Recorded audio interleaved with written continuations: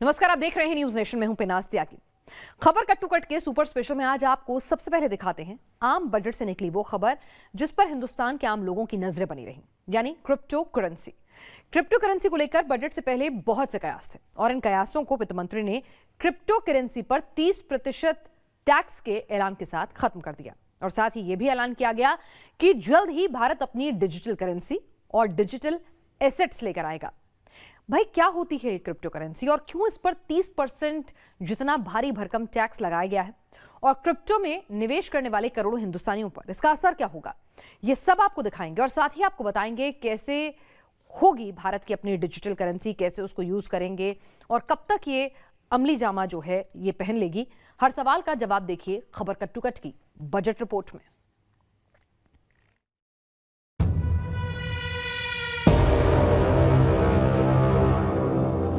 Bitcoin, ethereum, tether, binance coin, cardano, solana, ये उन crypto currency में से कुछ हैं जो भारत में प्रचलित हैं, यानी जिन क्रिप्टो करेंसी में भारतवासी अपने पैसे का निवेश कर रहे हैं।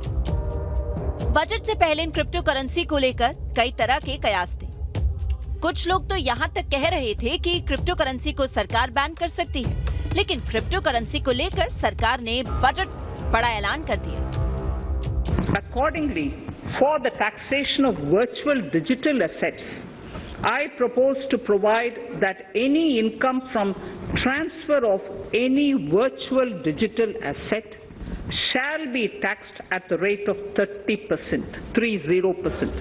30% टैक्स का ऐलान होश उड़ाने वाला है। आखिर सरकार ने ऐसा क्यों किया और इससे आगे के लिए क्या संकेत मिल सकते हैं, ये जानने के लिए पहले जरा समझिए कि आखिर क्रिप्टो करेंसी क्या होती है। क्रिप्टो करेंसी का नाम कई लोगों से सुना होगा, लेकिन असल में ये करेंसी क्या है, ये शायद सभी लोगों को नहीं पता। तो चलिए हम आपको इसका जवाब देते हैं। क्रिप्टो करेंसी दरअसल एक किस्म की डिजिटल करेंसी लेन देन की प्रणाली है। इसे लोग कई अलग अलग एक्सचेंज के जरिए खरीदते और बेचते हैं। ये ना दिखाई देती है और ना कभी ये आपकी जेब में आएगी और इसका पूरा कारोबार ऑनलाइन ही होता है।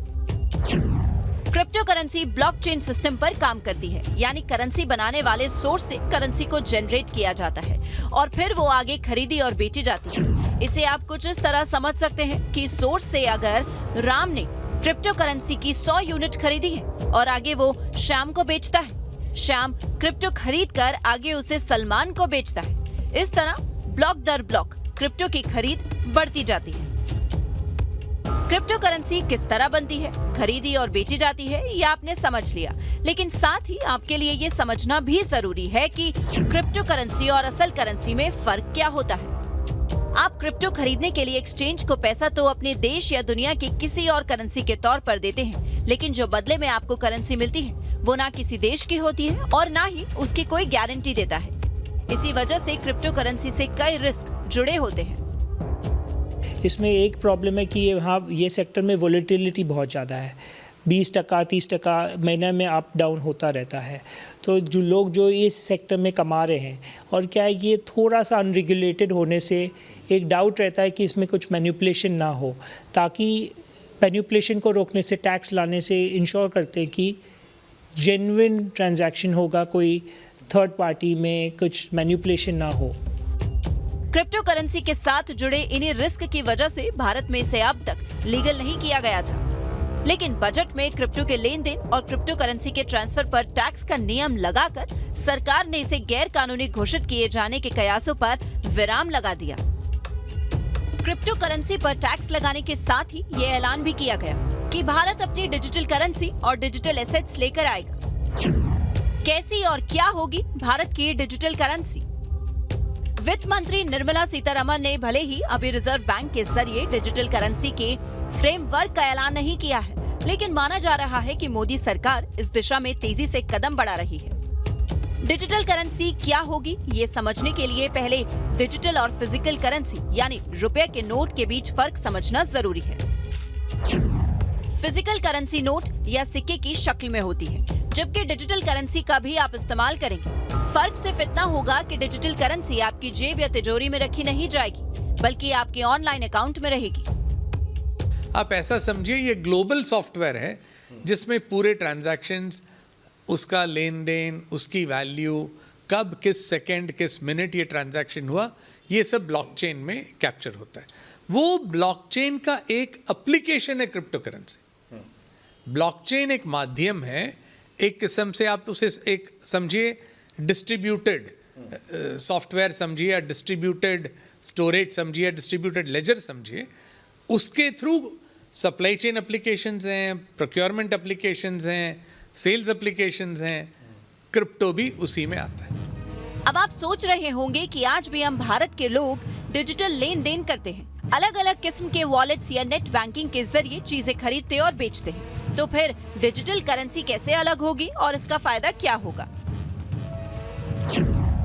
दरअसल डिजिटल वॉलेट सिर्फ करेंसी रखने की जगह है, यानी एक तरीके का पर्स जिसमें आपके पास मौजूद कुल रुपए ही रहते हैं, जिसका इस्तेमाल आप डिजिटली पेमेंट करने के लिए करते हैं। लेकिन डिजिटल करेंसी नोट की तरह होगी, यानी जैसे नोट का मूल्य होता है उतनी ही डिजिटल करेंसी की एक यूनिट का मूल्य होगा। फर्क इतना होगा कि जिस तरह आप कागज का नोट देकर कुछ सामान खरीदते हैं, तो डिजिटल करेंसी को आपको डिजिटल माध्यम से सामान खरीदने के लिए देना होगा। यदि मैं आपको मेरा क्रिप्टो 2 लाख ट्रांसफर करूंगा तो पूरा ट्रैक रिकॉर्ड रहेगा कि क्रिप्टो मैंने ट्रांसफर किया आपको 2 लाख। आपको मुझे 2 लाख, या तो मुझे उसके अगेंस्ट एक सर्विस देना पड़ेगा। आप बोल सकते हैं ये जो चश्मा है महात्मा गांधी जी का चश्मा है और इन्होंने पहना था, इसकी वैल्यू है 2 लाख रुपए, या इसकी वैल्यू है 2 करोड़ रुपए।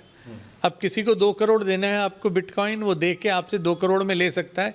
एक डिजिटल ट्रांजैक्शन हो रहा है। आप डिजिटल पेंटिंग खरीद सकते हैं कि भाई डिजिटल में एक पेंटिंग है, वो पेंटिंग की वैल्यू 2 करोड़ है, मैंने आपको पैसा दे दिया, वो डिजिटल एसेट मेरा हो गया।